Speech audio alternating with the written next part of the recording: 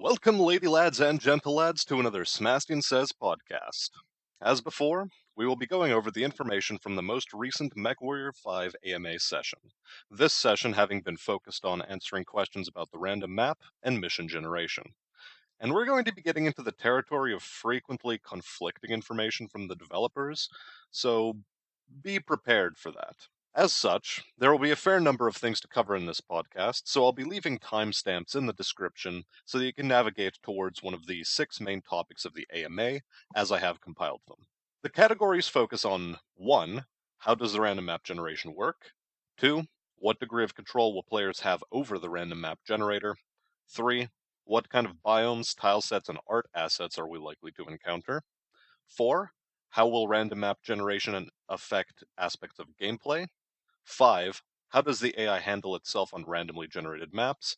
And 6. A short miscellaneous category for various off-topic and minor tidbits that didn't fit into the previous categories.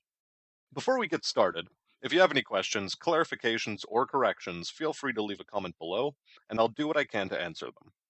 In the case of corrections, it will appear as part of a pinned comment that I'll keep updated. Without further ado then, let's dig into the meat of this podcast. Okay, so how does map generation work? Firstly, terrain is split up into 750 by 750 meter chunks. These chunks have their terrain hand sculpted. I mean, initially they might have gone through some sort of procedural generation that was then polished off, but they're more or less hand sculpted. Where the procedural generation comes in is the arrangement of these tiles in relation to one another, as well as the placement of objects on those tiles using certain locators.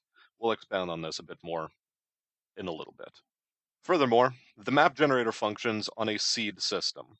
So whatever values you put into the front end of the system, those are always going to produce the same output random map. The randomness then comes from the amount of unique input values. So the order of the procedural generation goes as follows. First, tiles are arrayed in relation to one another. Typically, there are going to be transition zones between various tiles so that, you don't suddenly have an abrupt end of a mountain range and then a flat land right after it. The tiles are meant to flow into one another naturally. They have certain orienting values that tell them which tile or chunk can be next to another one, so that you don't get into these weird shenanigans. Sometimes, of course, like in 3D Elder Scrolls games, you will get like these weird chunks of terrain that are generated where a mech can get stuck. Typically, what the only way to really avoid this is by not getting stuck.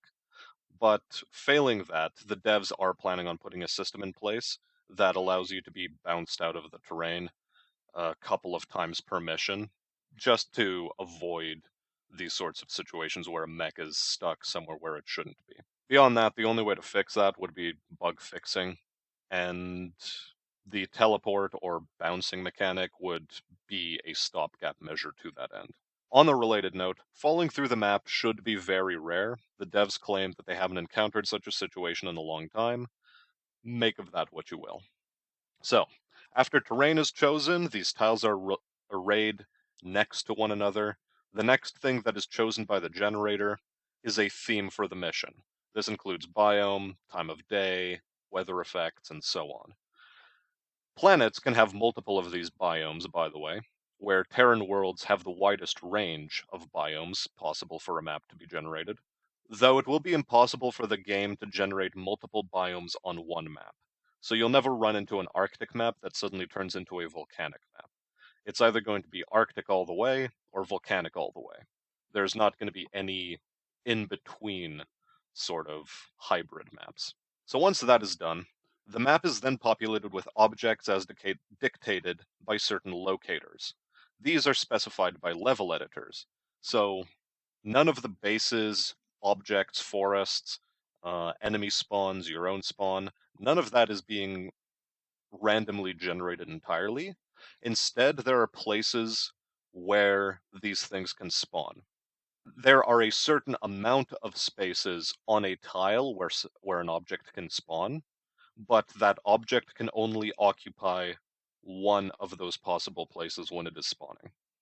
That is where the randomness comes in on that end. This should, of course, mitigate for objects spawning inside of terrain, because these locators have been hand-placed. There should be little to no chance of a mech spawning inside a mountain on an assassination mission, and you can't get to it and you can't complete the mission.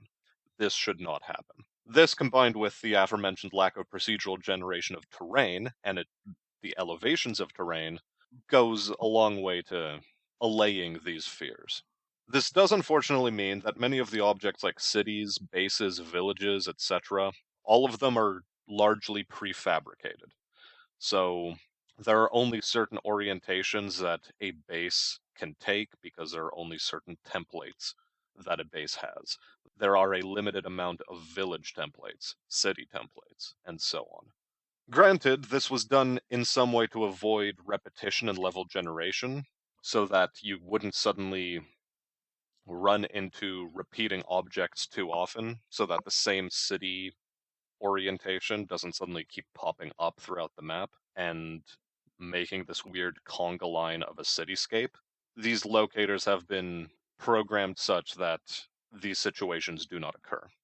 However, if you do want more uniqueness in your game, the only way to really accomplish this is by modding it in. If you feel that there are not enough city templates, not enough art assets, the only way you'll get more of them is through modding. Potentially some will come down the pipeline through DLC, but, well, don't bank on it. Honestly, the community is going to be pretty active in this game, I think. Anyway, a further benefit of the manual placement of these object locators is that fights over objectives are going to be a bit more interesting, hopefully. Since bases can only be placed in certain areas, those areas were presumably chosen by the level editors to make for a fun fight in that area. So you don't suddenly run into a situation where there's a base on a mountain and there's only one pathway to get up to it and you're stuck in a choke point. Or if such a situation does exist, know that the level editors did it deliberately and that this isn't some artifact of random generation. Lastly, on this note, map generation, time-wise, takes a few hundred milliseconds to complete, at most. The major determinant of load times is going to be your hardware specs, and the ability of your hardware to populate the map with the randomly generated parameters, constraints, and objects. But just the simple generation of the map, that takes milliseconds. So, some more tidbits about the random map generator.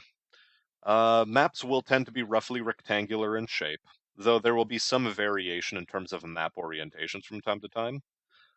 You could run into L-shaped maps, for example.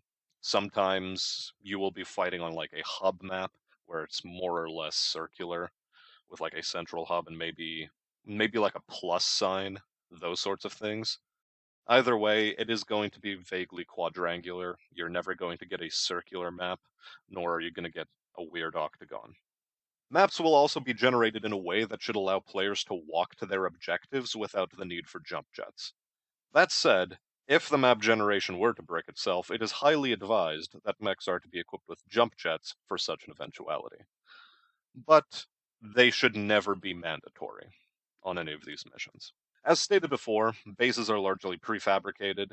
There is some variation in that. For example, a base can have 20 locations where a turret can spawn, but it only has the necessary resources to spawn 5 turrets at most, and then the random generator has to decide, okay, which of these 20 spots is going to be occupied by 5 turrets. This, of course, is likely to be modified by mission difficulty, contract settings, and the like.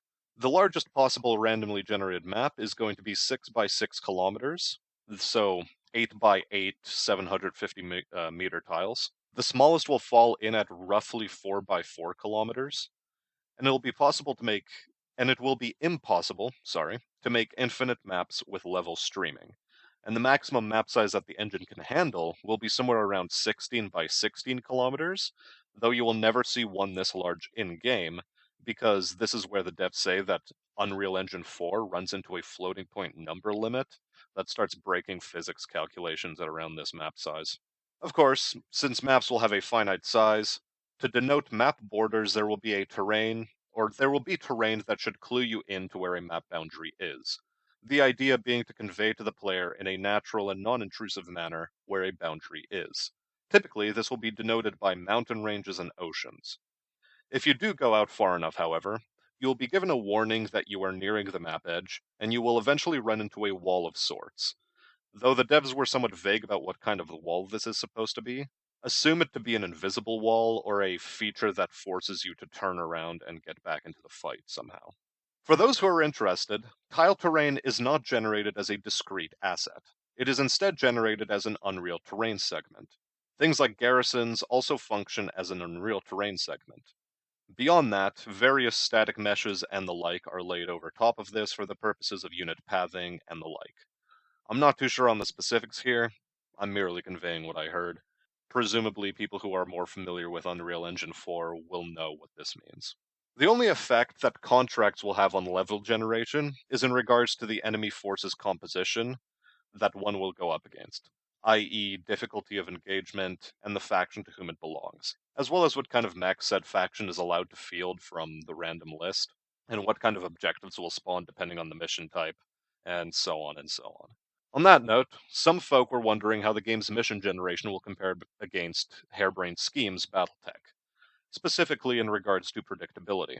Given that there are some procedures for how missions are generated, to some degree it will be possible to make predictions about the mission.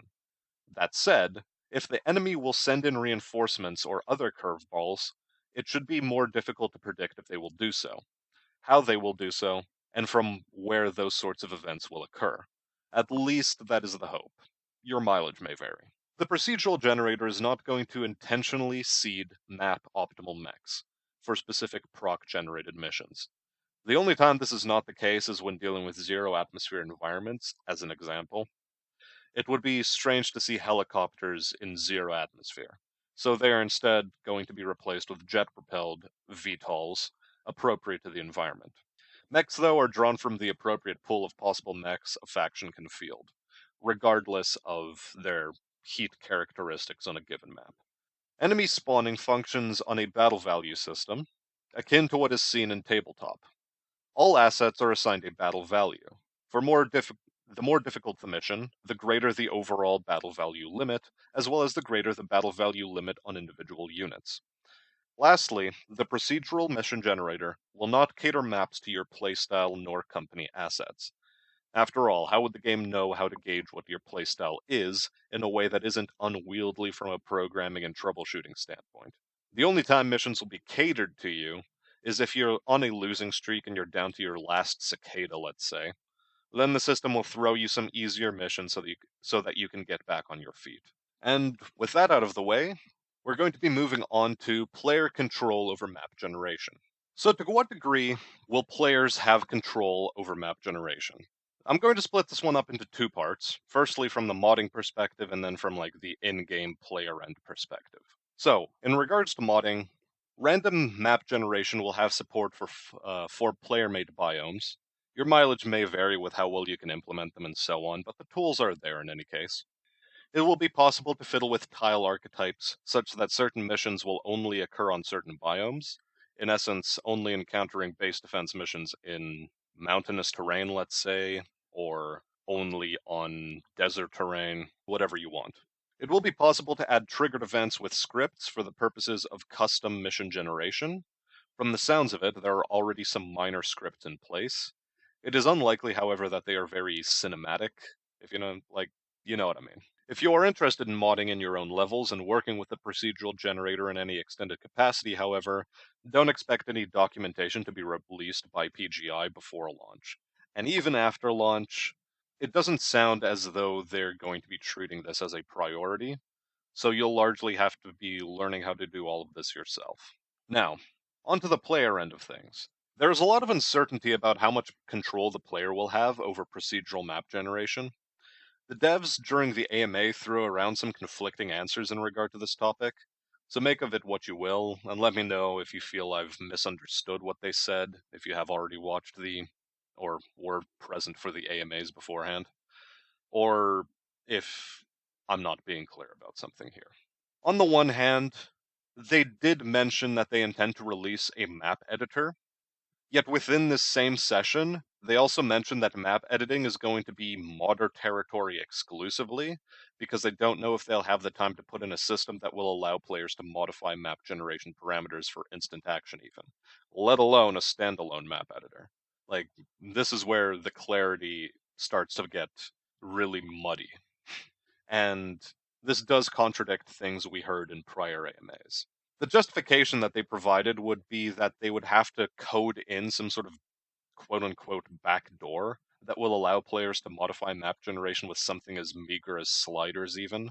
Like a slider for how many trees do you want on the map, or how many mountains do you want, and those sorts of things. I don't know to what degree we'll get even that system. Perhaps this will be post launch content. Perhaps it'll be a DLC. They also went on to say that the instant action map generation will function using seeds, and then, this begs the question. So, since it functions using seeds, would it really be that difficult to give us a system to input our own seeds or input seed values? Is this really that big of a deal? Is UI generation really that time intensive and costly in order to give us this system? And then they would go on to say that they only want players to have control over higher level map generation features. So precisely this, how many trees on the map sort of stuff do you want? What kind of biome do you want to fight in? What day, time, um, what time of day? How much weather is going to be on the map? What kind of weather, and so on and so forth. These vagaries and communication hiccups are fairly worrying, if only in regards to the inclusion of the scenario editor, but we're starting to see a bit of the rough edges of the project, I think. And on the graphics end of things, players will not have any control over the amount of objects that are spawned in a map. For example, chiefly tree and forest density. The only way to affect performance on your PC based off of tree density would be to tweak the LOD settings or object quality settings. Forest will be populated by as many trees as the level editors have allowed the map generator to place, and depending on how objects are loaded on the screen at any given time, this may pose some problems for lower end machines. Ultimately, your mileage will vary, but you'll have no control over the amount of objects spawning. Potentially problematic. Moving on to the fluffier side of things, how many biomes, tile sets, and art assets will there be? Or what kind will they be? And first and foremost, in terms of the biome amount, in a previous AMA, we were told that there would be roughly 20 of them. Now the devs have said they don't actually know, and this is worrying because of their lack of preparation on the one hand. But it's also the second AMA where the devs haven't given us concrete numbers about the things they are working on. And, again, with these rough edges, sort of makes one worry about the health of the project at the moment. But anyway, one could read into this and say, of course, that, the devs are being evasive. But it is, I think, more indicative of this lack of preparation on the devs' part when organizing these AMAs. And so when you develop these failures of communication, it does shake one's confidence. Granted, we are moving nearer to the September release window, but they would be well served by having a community manager that could better consolidate the hard facts of the project, such as the amount of biomes that there is, before presenting the information to the MechWarrior 5 Discord during the AMA sessions. Either way, regardless, the information we have to work with now is that there are 8 quote unquote collections of parameters that govern tileset and environment generation. As regards alien terrain assets and those sorts of art assets, the system is in place, though they do not know how many art assets have actually been completed. So again, confidence shaking. We do know that the most common biome type will be Terran, rather unsurprisingly. When asked about lore-specific art assets, the answer was, again, vague, but one can likely assume that there will be some nods towards certain bits of the fluff, like towards a certain burger chain, perhaps. You might run into its locations somewhere on your missions. Interestingly, when asked about water features, By water features, I mean oceans, lakes, ponds, and the like. Some interesting news came out about some environment elements that were cut from production, this being rivers and road systems. According to the devs, due to issues of time and complexity of coding the environment generation, road networks linking settlements and naturally occurring rivers were backburnered in that they were working on this, but they decided to scrap it for the time being because, well, as I said, they were having difficulty coding it in a natural way. Maybe this will reappear as post-launch content, but it will more than likely not be present at launch. Also, this appears to be a procedural generation problem. Story missions may have these features as they will be entirely handmade, but even then, one wonders to what degree this is a problem of generation or if it's a problem of, like, asset integration. There will be no underground nor underwater maps, and there will also be no maps that have or that are buildings large enough to house a mech battle inside of them, like the mech factory in Solaris from MechWarrior Online. We won't be running into any of those sorts of shenanigans. Since the game's focus is on destructible environments, megastructures of this scope are at odds with the game's design philosophy in a way. Furthermore, there will be no Solaris 7. There also won't be any sprawling urban maps, as has been mentioned in prior AMAs. The largest cities you will come across are at most 1 to 2 tiles large, though the system is in place such that you could potentially make your own maps that are nothing but cities. The issue will instead be to what degree can your hardware actually handle the rendering of that sort of map. But moving on, some further conflicting information emerged about zero atmosphere environments. On the one hand, there are systems in place for these atmospheres or zero atmosphere biomes, such as placement of jet propelled VTOLs rather than helicopters, though the devs said that they do not plan to have them in upon initial release. So, this is likely going to come in as post launch content, probably DLC, if I had to wager. These maps will affect your heat sinking capacities, and furthermore, the devs mentioned that there will be no missions in space.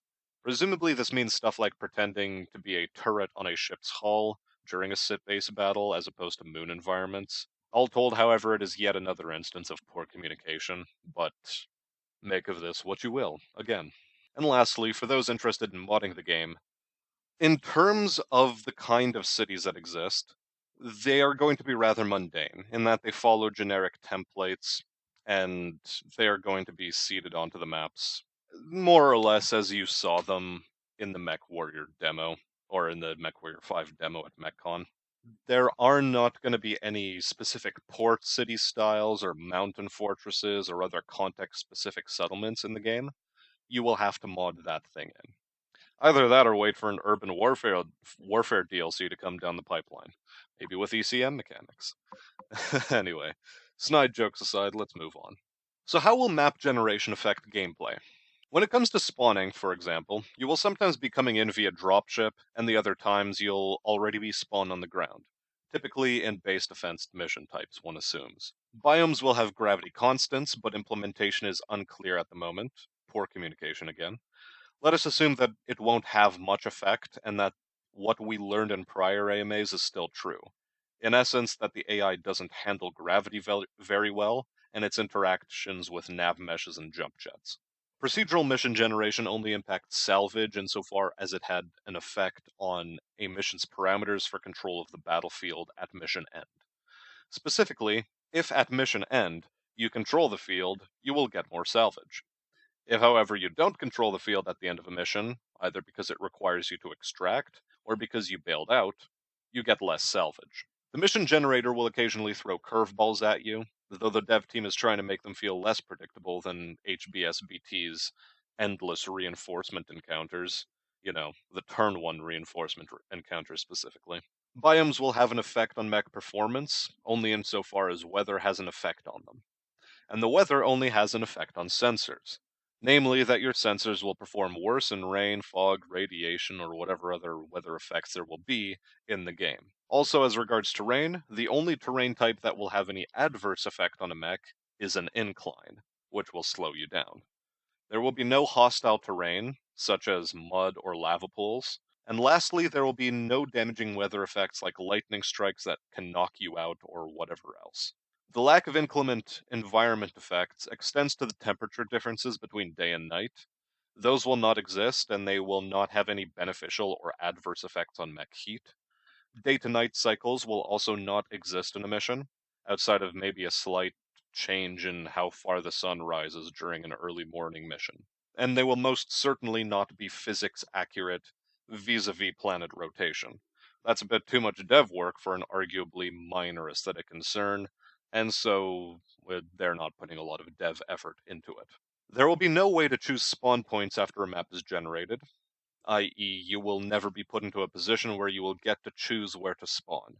Once the map generation occurs, during or after mission preview, you will not be given a mechanism to make such a decision possible. To make such a decision possible. Furthermore, in mission preview, you will not be shown a topographical layout of the random map you'll be dropping into. As such, you'll be going in blind. Once you've touched down, you'll be given a topographical map of the drop zone, however. This seems like a bit of a design discrepancy or oversight. There is a missed opportunity here, and I don't know to what degree PGI has the willingness to take advantage of this opportunity. Like, why can't we see the random map we're going to be dropping into? I believe I've mentioned this before, but you should never be put in a position where you will be unable to complete a mission due to a lack of jump jets, i.e., you should be able to walk to your objective. That said, if the map generator bricks itself, make sure to have jump jets just in case. Reiterating for the sake of it. Levels should also be designed to give you a variety of approaches to your objective. Depending on the map, they may be more or less labyrinthine. Some maps will be more open, others will have more funneling canyons. It depends. Alright, so AI interaction with map generation. We're drawing this to a close, it's almost done. In regards to this interaction with the map, there are certain things that the AI can and cannot do at the moment. For example, during the story campaign, you may run into situations where you are ambushed. The devs have hinted at this, but you will not run into those sorts of situations in the procedurally generated missions. So don't worry, you'll not be running into enemy units playing possum for the sake of backstabbing you after you've passed them. In all honesty, this would be a fairly infuriating game mechanic, all things considered, so I'm glad it's not going to be a thing outside of the story missions. As far as navigation goes, the AI has certain instructions that are conveyed to it via nav meshes, VIP tags, targeting priorities, and the like based on who is doing the most damage to it, etc. Fairly standard stuff. The AI will make strategic decisions based on the aforementioned nav meshes and information on each individual tile, and the kinds of threat priorities it has. Hard to describe in words, really. It's just one of those things we'll have to experience for ourselves. And now for the final miscellaneous bit, let's start off with the juiciest bit of news.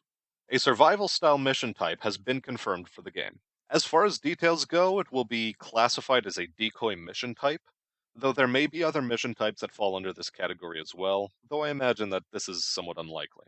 In essence, you'll have to hold out for an indefinite amount of time during these missions, though you will be given chances to extract at certain points during said mission. Presumably, the longer you hold out against the infinite horde, the better the rewards that you will receive, though this is merely speculation. The game engine, also, as another miscellaneous point, can handle hundreds of units on screen at once before it breaks. You might not want to do so, however, because you're likely to crash your game, depending on your hardware specifications. Your mileage may vary, but spawn them anyway. Have some fun.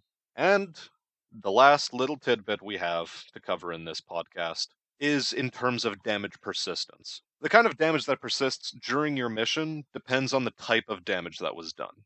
Before I go on, I should clarify that there will never be a situation where you can come back to a battlefield that you previously fought on and run into mechs you had slaughtered on it. In essence, if it is a procedurally generated mission, nothing will persist on it after the mission ends. Story missions may bend this rule a bit, but don't count on it. Anyway, getting back on topic.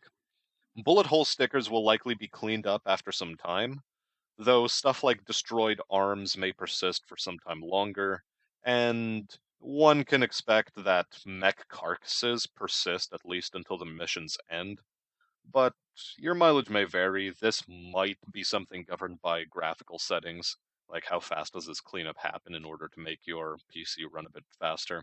And that about brings this podcast to a close. Thanks as always for watching this all the way through to the end, if you have. It means a lot to us. If you have any questions, I reiterate, please leave them in the comments section below, and I'll do my best to answer them. Feel free to check out some of the other stuff on the channel. Fang has been starting to post some mono battles from Hearts of Iron 4, so give those a look-see. As for myself, I'm working on content of my own in the background. Once I have it done, I am going to start posting it in chunks, but until it's done, I don't want to release it just yet.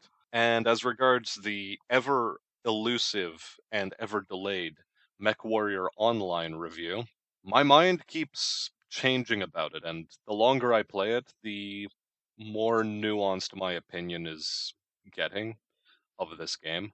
So I have yet to reach tier 1, but when I do, that is the cutoff point for when I think I'll have enough experience to properly gauge what kind of experience MechWarrior Online is. In the beginning, I was very optimistic about it. Now I have some reservations, although a lot of my earlier optimism still exists, mostly because I've been burned much harder by World of Tanks. So MechWarrior Online still compares favorably in that regard. But the issue is, I don't want to make a recommendation that would be untruthful. With that out of the way, there's not really much more to say, other than I have been Smastian. I'll see you on the battlefield, and have a good day.